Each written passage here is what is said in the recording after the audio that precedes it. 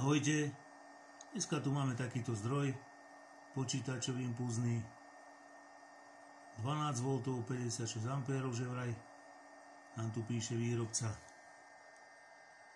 Tak si vyskúšame, čo nám to dá.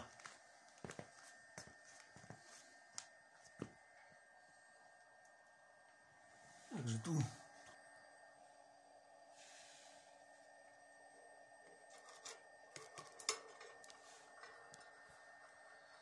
takže koľko tam je? 6,2 A.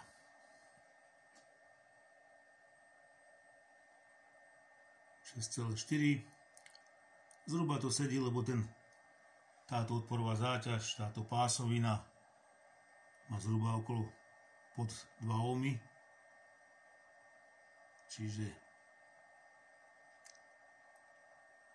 12/2, 6 A, niečo cez. V poriadku, pokračujeme ďalej. Takže pokračujeme ďalej v testovaní tohto zdroja. Vraj 56 A. Teraz tu 56 A, teraz máme nejakých tých 9 A, áno. Čiže ideme ďalej. Takže pokračujeme v testovaní.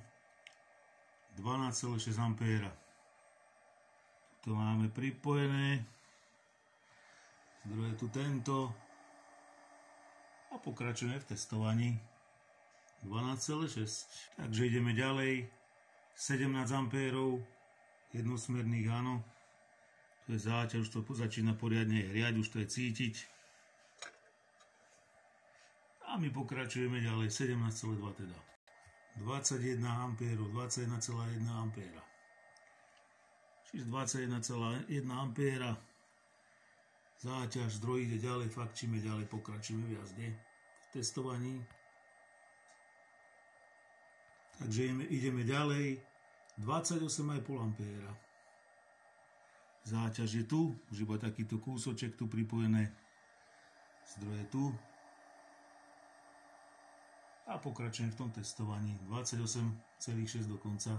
Takže pokračujeme ďalej. 37,6 A. A môžem povedať zodpovedne, že už to hreje poriadne táto špirála tu. Vyhrieva to neskutočne.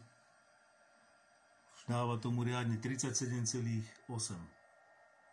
37,9. Takže tak.